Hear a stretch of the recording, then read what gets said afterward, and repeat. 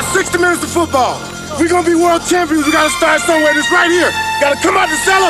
We gotta come out for 60 minutes. Dogfight, ready? Hey. Our whole season comes down to one play. Do you understand? Hold on. Tell us if you ever sold out in your life. This is the time to do it right now. Hold on to your Now is the time. Special right. I know you can do it. Hold on to your I know you can do it. Let's go. 1, 2, 3. Oh. Get him, baby. Get him. Get him. Cover. Let's go. Watch the line draw. Right here. Right here. Red 98. Hot.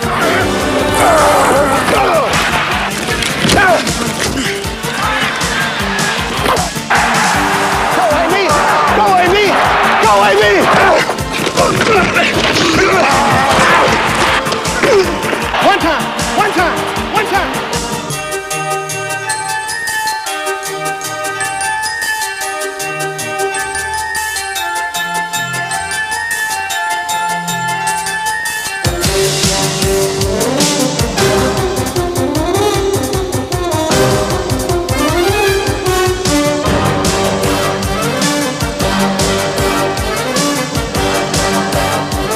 Hey, Daryl, we got to play defense to win it. You guys got to win it right here. You guys got to win it.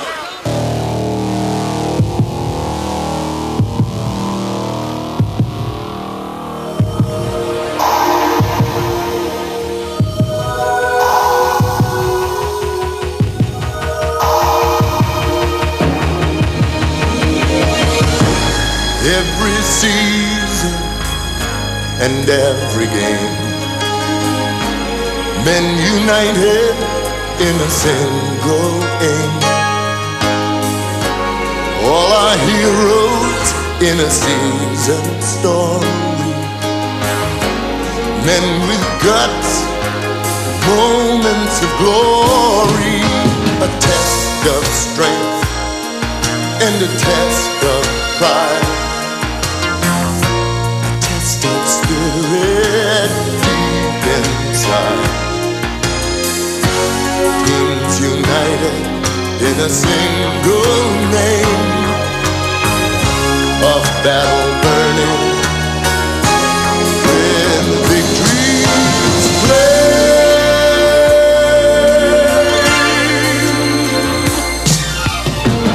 It's a long, hard road to every goal.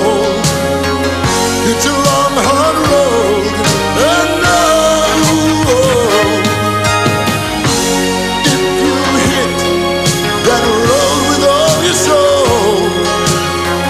now you're on the road to the Super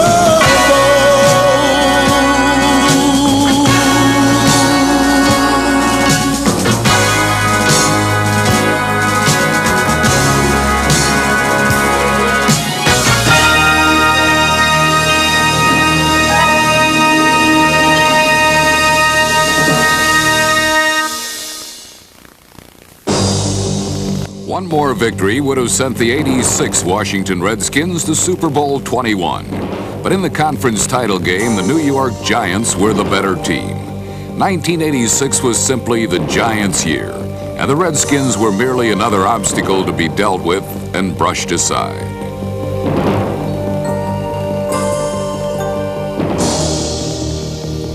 The pain of this loss would be the starting point of the Redskins' championship journey of 1987. Getting shut out in the NFC Championship game, getting on the bus. Next thing I know, the fans were outside of our bus and they were just shaking our bus, rocking our bus like they were trying to tip the bus over. And I remember making a remark, hey, they beat us on the field, now they're trying to beat us out here in the parking lot. This is a very bad feeling and we don't want that feeling ever again. Determination was etched on every Redskin face. A resolute gleam was in their eyes. These men were about to blaze a season-long warpath, and the unlucky first victims were the Philadelphia Eagles.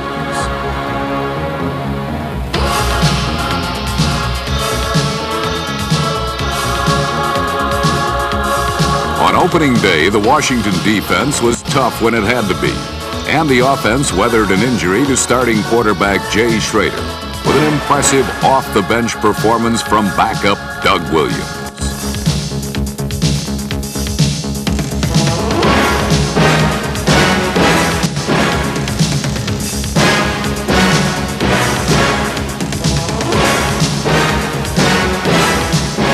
Williams had attempted only one pass in all of 1986, but against the Eagles, he threw for nearly 300 yards and a pair of touchdowns. It would mark the first of many occasions in which Williams would provide a winning spark during the '87 campaign.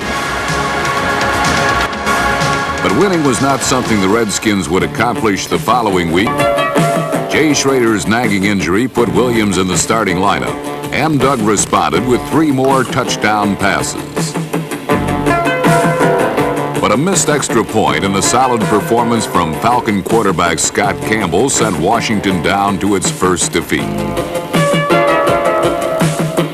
The loss was the least of the Redskins' problems.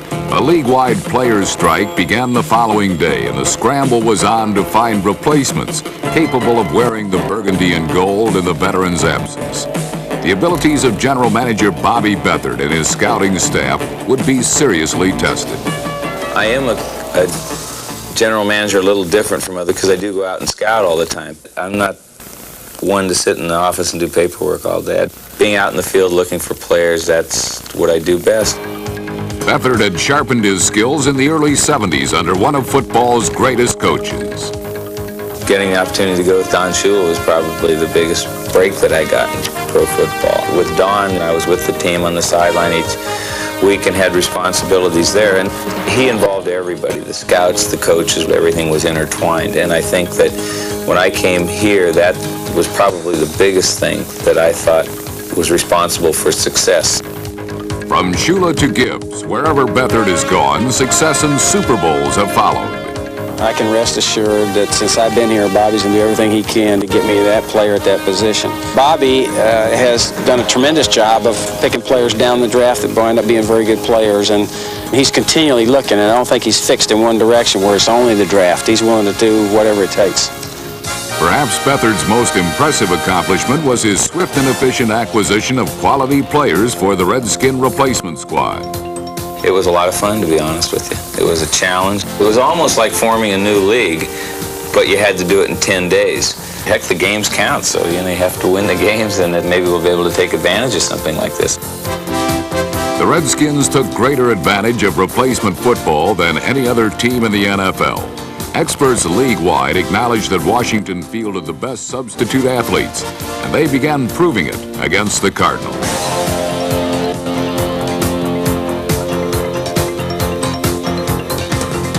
Punt returner Derek Shepard set the tone for an afternoon of spectacular plays, and then number 89, Anthony Allen, took over.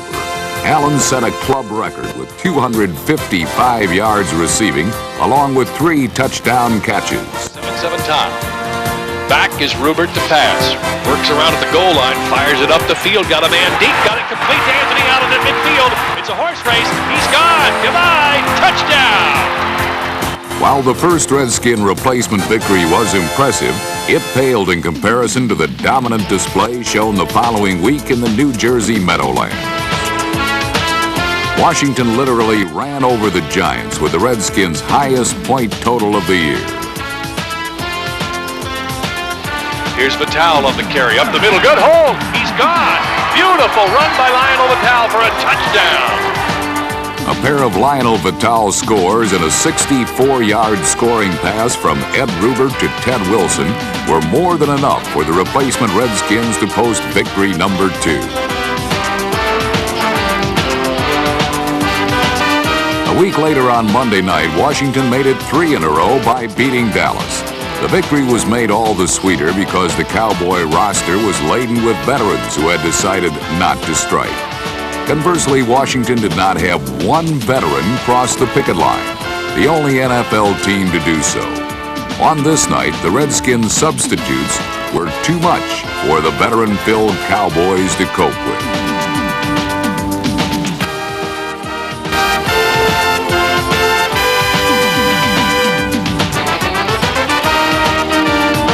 At game's end, the players' strike was officially over. It was time for the regulars to return and keep Washington on a winning course.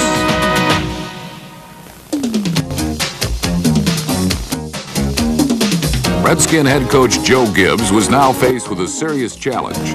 Could he soothe the hard feelings that had surfaced during the strike? bring his team together and keep them winning? If hard work would make a difference, the answer would be yes. No other coach can focus on football like Joe Gibbs. When Gibbs is at work, it is the game alone that occupies every waking moment.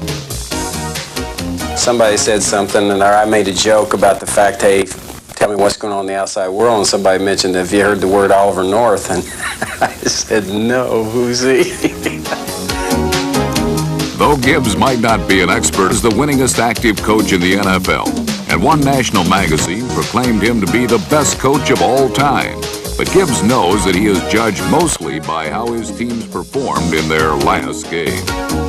You're never more than 2 weeks away from disaster. I guarantee you if we lose 2 games in a row in Washington, it's a disaster. Love them Skids!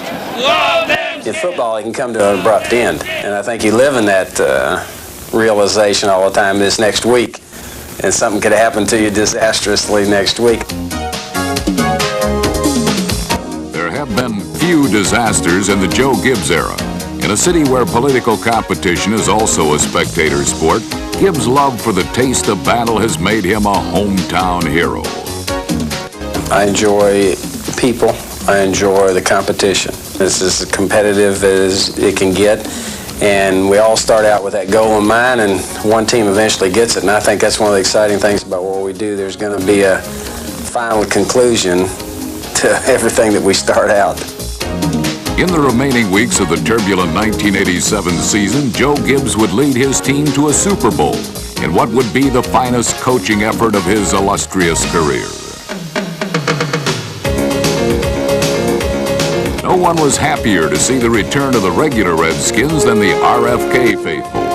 Their record string of consecutive full houses had been snapped by the strike, but a capacity crowd was on hand to watch a now healthy Jay Schrader pass the Redskins to an early 7-0 lead over the Jets.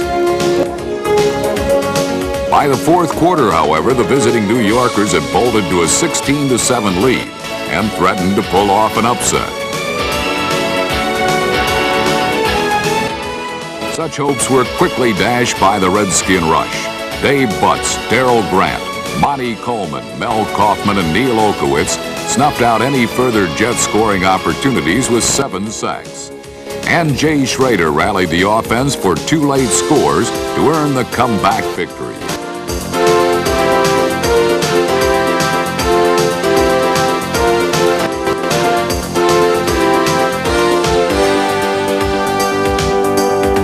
With less than a minute remaining, one play decided the contest. Schrader to hold. Snap. Kick is up. Long enough. It's good. Whoa! Ali Haji Sheik. Okay, Sheik, you can stay a while.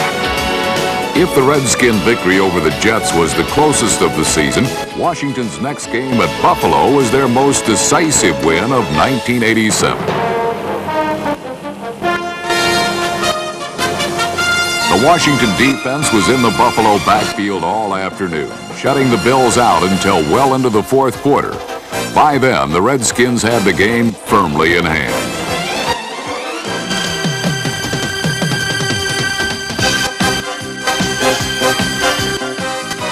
Washington totally dominated the game, holding the ball for 41 minutes. And Jay Schrader and running back Kelvin Bryant, number 24, combined twice for touchdowns. Schrader is back looking right. Quick hitter over the top. Bryant, touchdown, Washington Redskins. Kelvin Bryant takes it in. Schrader rushed for a third score himself, part of the 300 yards the Redskins amassed on the ground alone. It added up to Washington's best performance of the season and the successful return of Jay Schrader.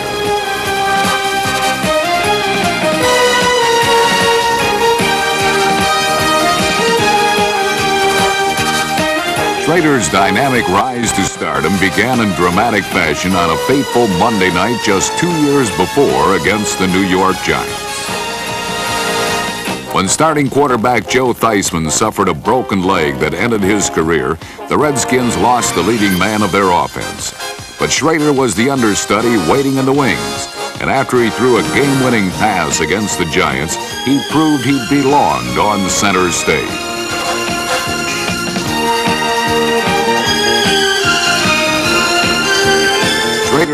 poise and powerful arm belied the fact that the young rookie hadn't played any football since his sophomore year at UCLA.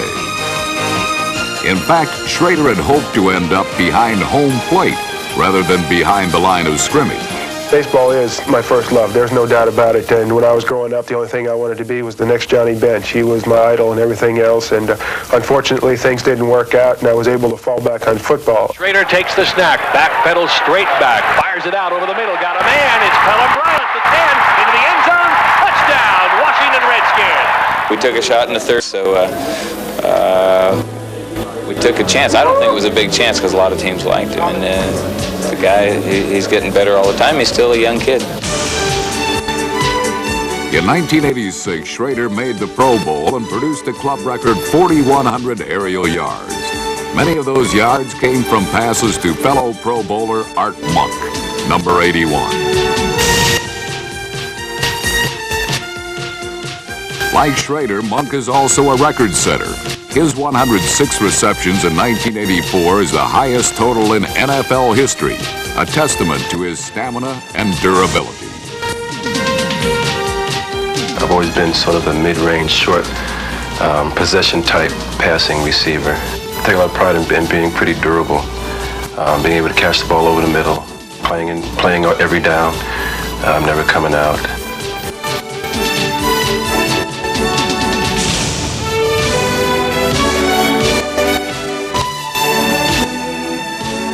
Ironically, both Monk and Schrader would be plagued by ailments in 1987, but each still had contributions to make, including the first score in a lively mid-season rematch with the Philadelphia Eagles.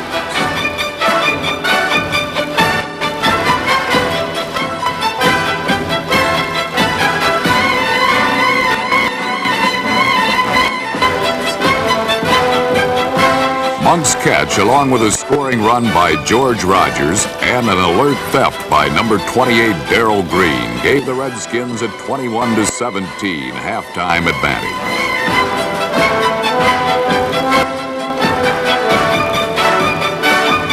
Four times the league changed hands in one of the most exciting contests played during the 1987 NFL season. Washington appeared to wrap things up late in the game when Jay Schrader found a startlingly open Gary Clark to put the Redskins back on top, 27-24. But the Eagles responded with one final effort in the last minute, gaining a measure of revenge for their opening day defeat at RFK. When quarterback Randall Cunningham hit wide receiver Greg Garrity for the winning score, it handed Washington its toughest loss of the year.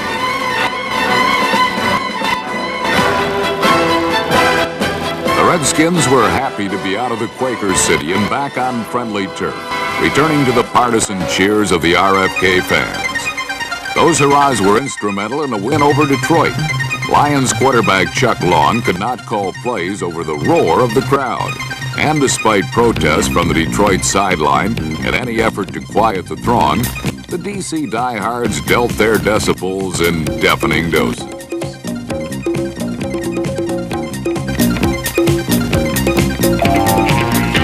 Soon after, Long tried to run a play. The cheers only grew louder.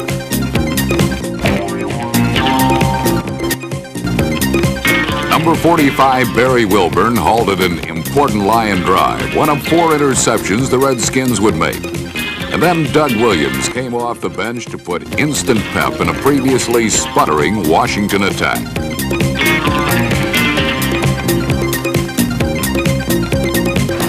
The ball at the 42-yard line of the Lions. Back is Williams to pass. Pressured. Dodges the rush and gets it away. Threw a bullet into the end zone. Caught. Touchdown, Washington Redskins! What an incredible catch by Gary Clark!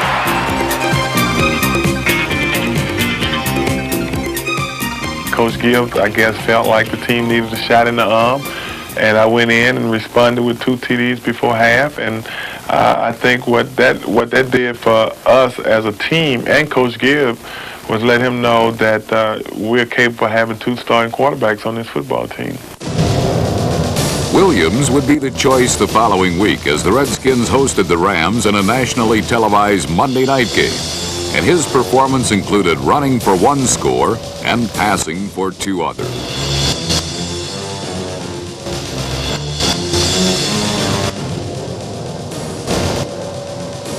But there was little else for Washington to be pleased with as the 2-7 Rams pulled off an upset victory. LA's Ron Brown, number 89, was the big hero with a touchdown catch and another score resulting from a 95-yard kickoff return. Even Darrell Green, number 28, the NFL's fastest man, wasn't quite fast enough on this night as Washington lost for the 2nd time in 3 weeks and appeared to be in real trouble. Ahead lay Bill Parr's trio of 1986 losses to these same Giants. But long memories alone could not keep New York from staking a 19-3 third-period lead. However, the Redskin defense stood its ground and halted any further scoring from that point. Washington sacked Phil Simms 5 times and brought the New York Brown game to a virtual standstill. Meanwhile, in an ironic role reversal, it was Jay Schrader off the bench, replacing an injured Doug Williams. And Schrader responded with over 300 passing yards and 3 touchdowns, including the game winner in the final minutes. 28-yard line of the Giants. Schrader back, looking left. The man fell wide open at the 5. Touchdown, Washington Redskins, Ricky Sanders. If we'd lost that, I'm not quite sure what our frame of mind would have been. But the fact that we had so much wrapped up in that, I think we were real nervous before that game because our players wanted so badly because the Giants had beaten us, 3 times the year before. And so we kind of had a jaw set that we wanted to play great. But that comeback sure gave us back, I think, our pride again. And I think that was one of the turning points in the season. The team was back on course, and now the St. Louis Cardinals were the next obstacle standing in Washington's warpath. The Cards managed a 17-10 third-quarter lead, but the Redskins blew that away in routine fashion. A key contribution came from their longest scoring play since the strike.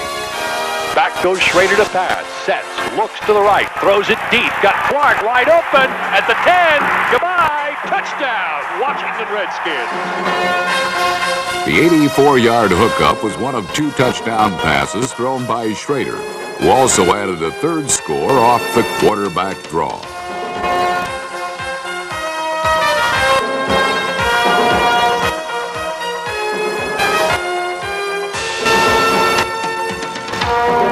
The Redskin running attack was equally as effective with number 38 George Rogers pounding out 134 yards and a touchdown. These efforts were more than enough for the Redskins to become the first team in the league to clinch a division crown, making it Washington's first title of any kind since 1984. It's no coincidence that winning records and Dexter Manley's arrival occurred in Washington at the same time. For 7 seasons, Dexter has been a colorful presence in the Redskins' championship defenses. Through good times and bad, Manley has piled up sacks and revealed a special kind of enthusiasm for playing the game.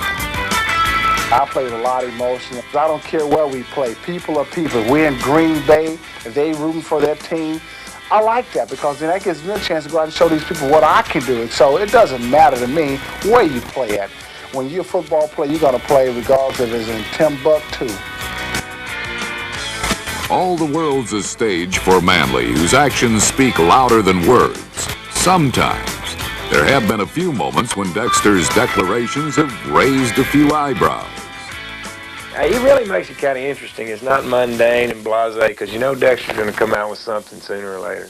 I've learned something tonight is that I've got to keep my mouth quiet. I would like to see him become more reserved and let his playing do his talking for him because Dexter's a fine football player.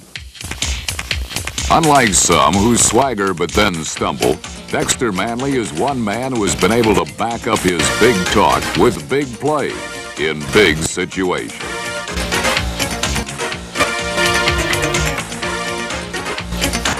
Here we go. 2nd down, 10 yards to go at the 40-yard line. Shotgun again. Kramer loses the snap. Manley's back there, grabs it in the air, and he's gone. Touchdown, Washington Redskins. Manley has drawn much of the attention in recent years, but in 1987 he shared the spotlight with the Redskins' other end. Pass rusher extraordinaire Charles Mann, number 71. Mann finally shed his anonymous aura, led the team in sacks, and earned his very first trip to the Pro Bowl. I knew that it was time that Charles Mann, his potential and everything that makes him what he is, has to start coming out. And I believe that there was a confidence in knowing that, hey, I can go out there and I can beat this guy in front of me. I know I can. I've done it before. I've proved to get everything you want. In 1987, the quiet man escaped Dexter Manley's shadow and became a star. Another Redskins defender, cornerback Barry Wilburn, also made a name for himself after playing behind All-Pro Darrell Green. For several years, Green was Washington's big play deep back. Postseason honors always seemed to come his way, while Barry Wilburn quietly waited his turn. Finally, in 1987, Wilburn, number 45, became a starter, a perfect fit into the Redskins' aggressive defensive scheme. Our coaches love to put pressure on the opposing team. If we have to send 7 or 8 men after the quarterback, we'll do that. But that leaves the cornerbacks usually in one-on-one situations and man-to-man with great receivers. So that's always been the philosophy. And you know, we go in the corners, go in knowing that the pressure is on us. Wilburn found he loved the pressure, even thrived on it. By year's end, this former nickelback was the leading pass interceptor in the NFL. In a rematch against the Cowboys, Wilburn and friends were eager to give a warm welcome to any receiver who might be visiting the Redskins secondary.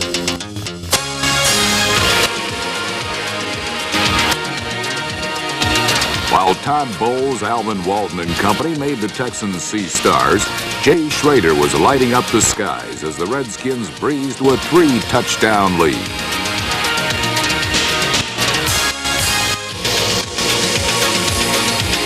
George Rogers rushed for 2 scores as Washington held on to beat Dallas. But the following week, victory would be elusive in Miami. There was simply too much Marino for the Redskins to cope with.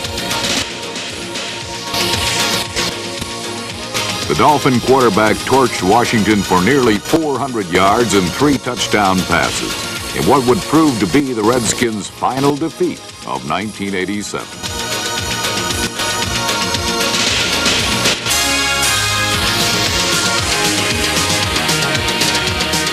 Despite the loss, the ground game was in peak form, running for over 200 yards while accounting for all the Redskins scoring.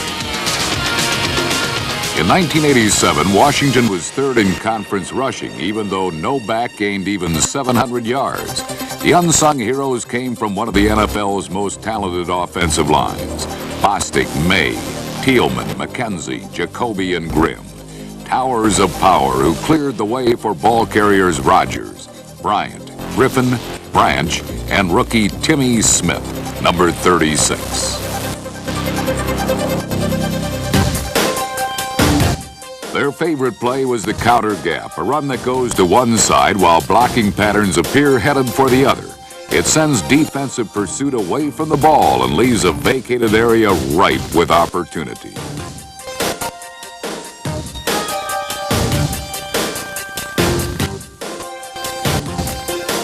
When you get Russ Grimm and Joe Jacoby rolling with about 4 or 5 steps, then they can cause a lot of real good collisions.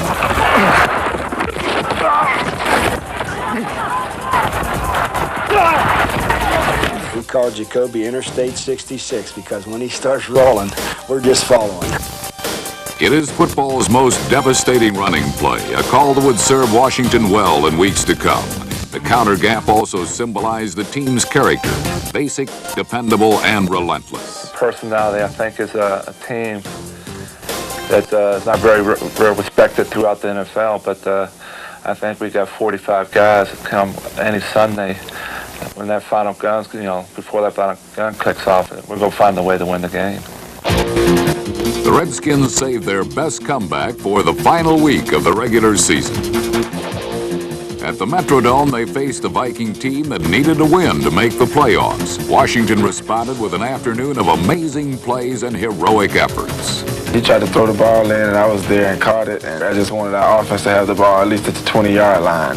And after I ran that far, I said, I've gone this far, I think I'll try to go all the way. He can go all the way. He gets a block. He's gone. It's Barry Wilburn with a 100-yard interception return for a Washington. The longest run back in club history, coupled with a Doug Williams to Ricky Sanders touchdown pass, pushed the Redskins ahead 14-7 in the third quarter.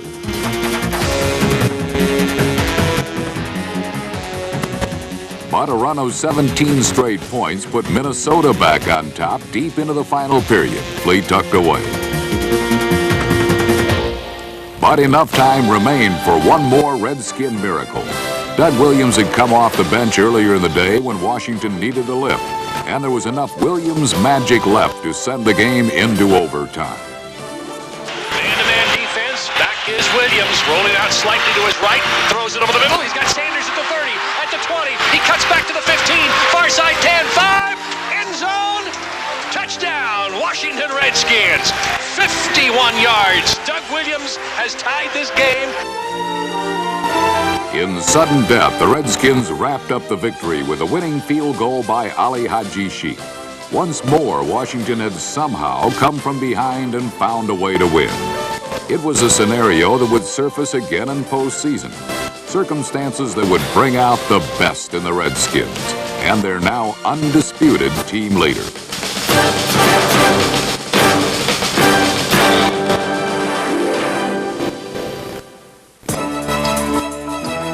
Unwanted and all but forgotten a year before, quarterback Doug Williams now stood tall in the glare of the public eye. He was not even the Redskins' first-string passer on opening day, but now the hard-throwing native of Zachary, Louisiana, was on the verge of writing a fabulous ending to a storybook season.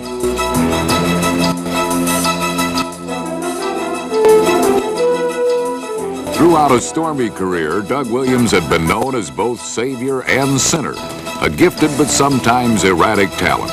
His warm smile and soft eyes hid the fact that nothing ever came easy for Williams, dating back to his days in Tampa, when he yearned for acceptance as a black quarterback.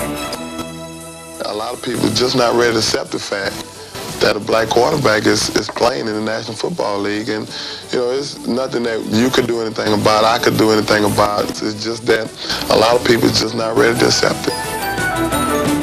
Williams led the Buccaneers to the playoffs in 3 of his 5 seasons, but never got the respect he deserved. He played despite injuries and had the knack for making something out of nothing. Still, he felt maligned, but professional prejudice wasn't the worst of his problems. Personal tragedy was. Well, 83 certainly wasn't a banner year for myself. First of all, I had a daughter who was born on the 14th of January. 3 months later, my wife passed. And from there, it was a rocky road because I went through contract negotiation with Tampa Bay and everything broke down. And that particular point of my life, football really didn't matter to me whether or not I played or not. He's been through a lot of highs, a lot of lows. And with that, I think brings maturity and the fact that those kind of guys have seen a lot of things and been through some rough things and can lead you through other things. Gibbs had coached Williams for a season in Tampa, so he appreciated his talent and tenacity and knew this backup quarterback could perform if called upon. I've always been ready to play. I never considered myself as a backup. From an emotional standpoint, I was elated to get the opportunity to play. Now at age 32, Doug Williams' time had come at last. Still referred to as a black quarterback, Williams was about to earn a new label, World Champion.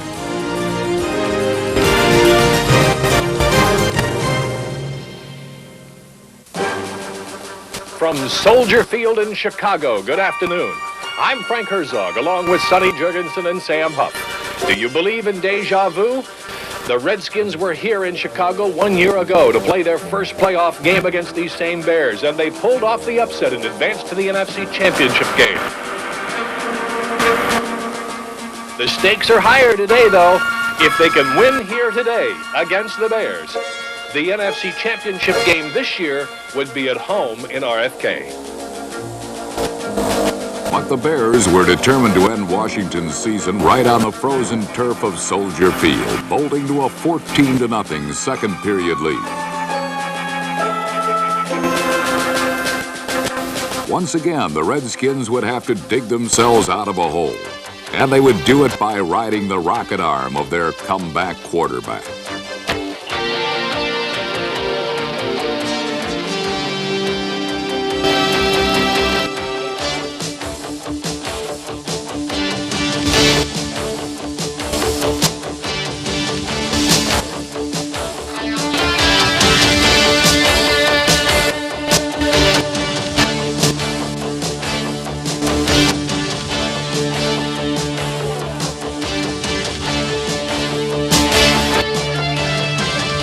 The Redskins caught everything they could reach, storming back with 2 touchdowns before halftime. Back is Doug Williams, sets up, blitz, throws it in a hurry. Didier at the 4, touchdown, Washington Redskins. Hit Clint Didier right over the middle of a post and beat that blitz. Chicago quarterback Jim McMahon spent most of the second half on his back. He never could contend with the storming Redskin rush, which logged 5 sacks, while permitting only 3 more points the rest of the game. Befitting the total team effort of the day, the winning score came on a spectacular strike by the Redskins' special team. Green driven back to midfield on the far side. He's got the ball up to the 45, far side 40. A seam to the 35, vaults a man to the 30, breaks it to the near side 25. Watch out to the 20, near side 10. He's gone. Touchdown, Washington Redskins. Darrell Green returns the punt 50 yards, and the Washington Redskins have the lead.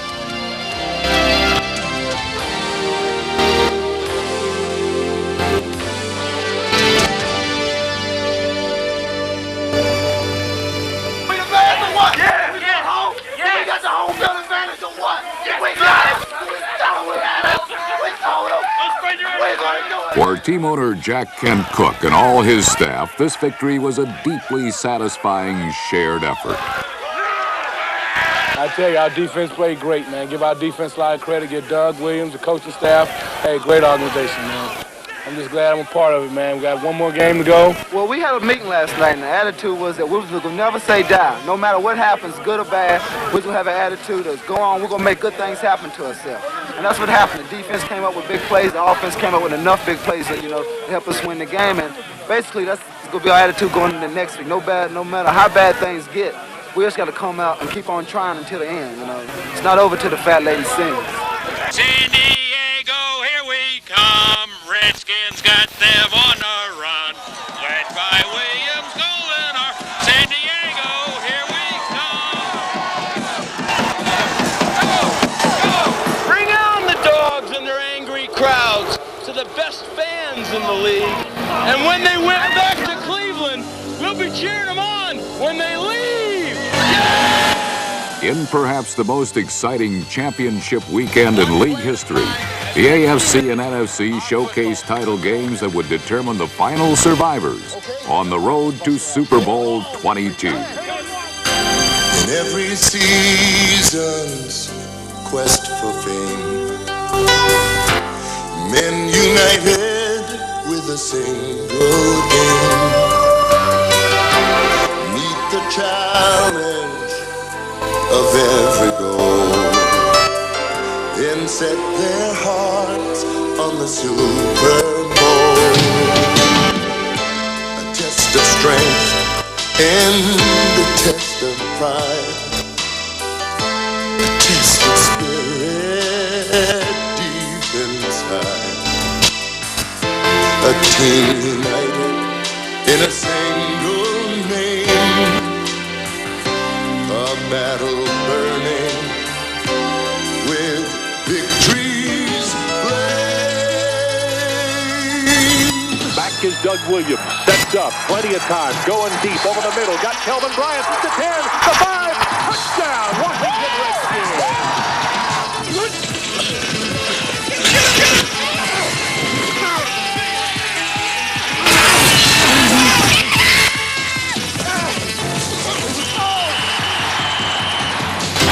Wide receiver set as Kosar backpedals. Firing, caught by Slaughter over the middle. It's hot loose and intercepted by the Broncos. And Elway drills the pass. Fingertip catch, touchdown, Ricky the tail back in the end zone. First and goal at the 2. They give it to Sewell on the end around, coming left, and Steve Sewell will score. You guys are coming apart. Come on, Wayne. Get down there. Get there.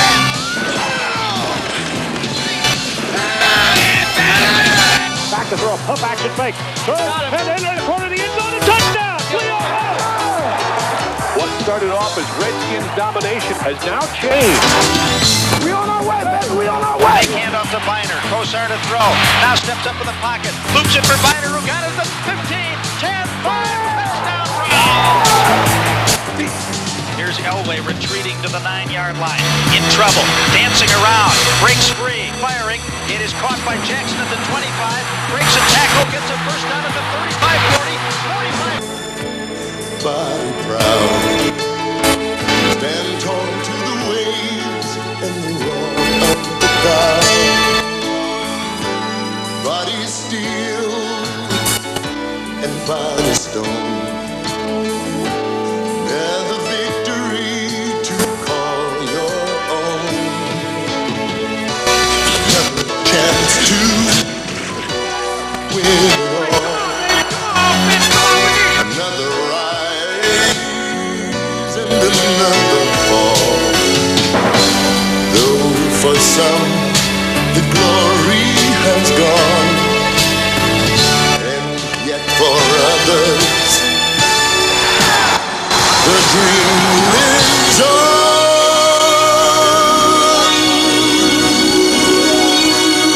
One down to the Super Bowl. From the 6-yard line, it's 4th down and 4. Wilson takes the snap, looking left, throws it into the end zone, batted away, incomplete. Redskins are going to the Super Bowl. Woo-hoo! Well, it's a championship finish. 2nd down, 5 at the 8. Kosar, the Biner trying to slip left at the 5. He's at the goal line. Biner loses the ball. Denver recovers the fumble. Oh, it's a long, hard road to every goal. It's a long, hard road, and no. And if you hit that road with all your soul, now you're on the road to the Super Bowl. The Washington Redskins are the National Football Conference champions. The Broncos are back in the Super Bowl for the 2nd year in a row. They are going to San Diego.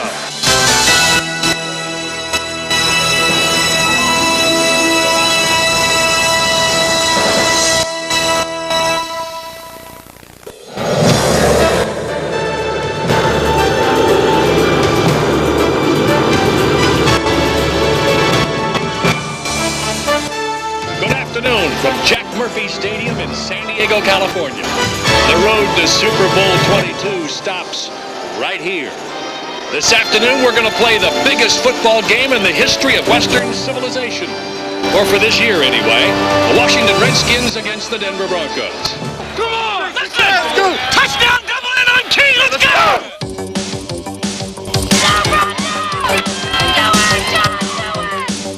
First time the great John Elway touched the ball, he set a record by triggering the quickest touchdown in Super Bowl history. With less than 2 minutes gone, it was 7-0. In Denver's 2nd series, Elway set another record, as no other quarterback had ever caught a pass in a Super Bowl. After the first quarter, Elway and the other 44 led 10-0. Washington prepared for the second. Take a good step work downfield. So you just get a bite on him, try to get through, okay? What you don't want to do is get caught and try to bring him with you. You'll be playing with a hand, all right? Don't stop making. Everybody keep your head up. Stand.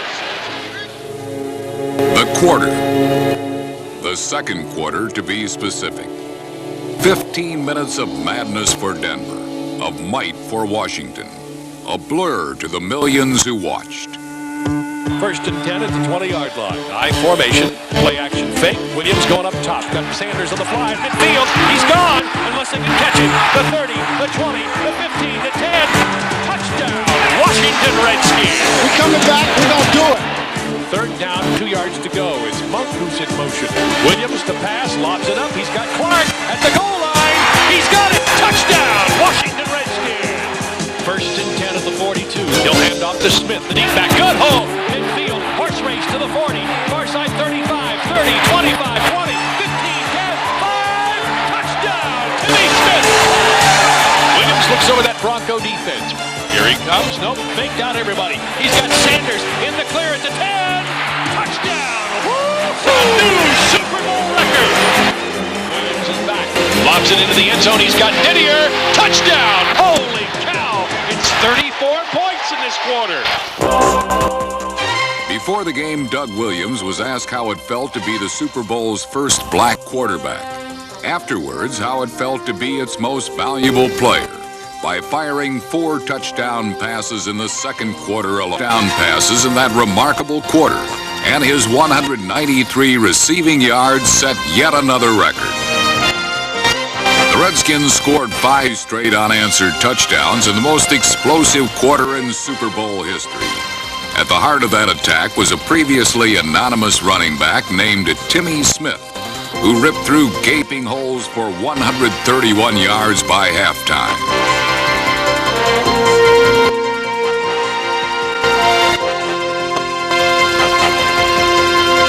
By dominating one 15-minute period, the Washington Redskins became Super Bowl champions well before Chubby Checker's halftime medley. Denver's gimmicks, gadgets, the Duke, and the Three Amigos were simply no match for Washington's size and strength. The Skins had backed their lighter opponent against the ropes, and with mighty combinations spent the second half pounding John Elway. Red 98 hot.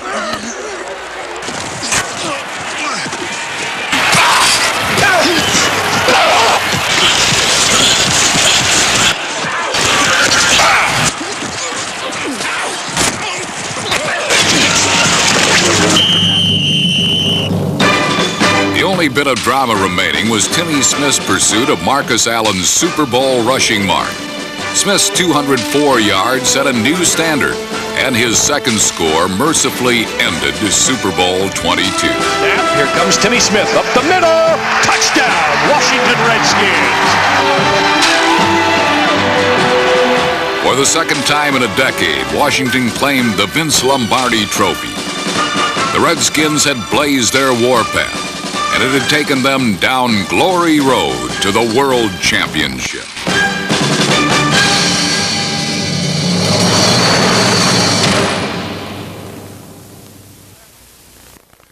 Well, I have a token of appreciation also. It's a Super Bowl 22 football with both teams engraved on the Washington Redskins and Denver Broncos. I'm going to give it to the president up under one circumstance, that he run the right play.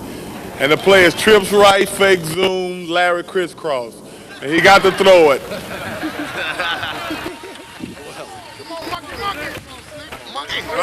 Where's Ricky Sanders?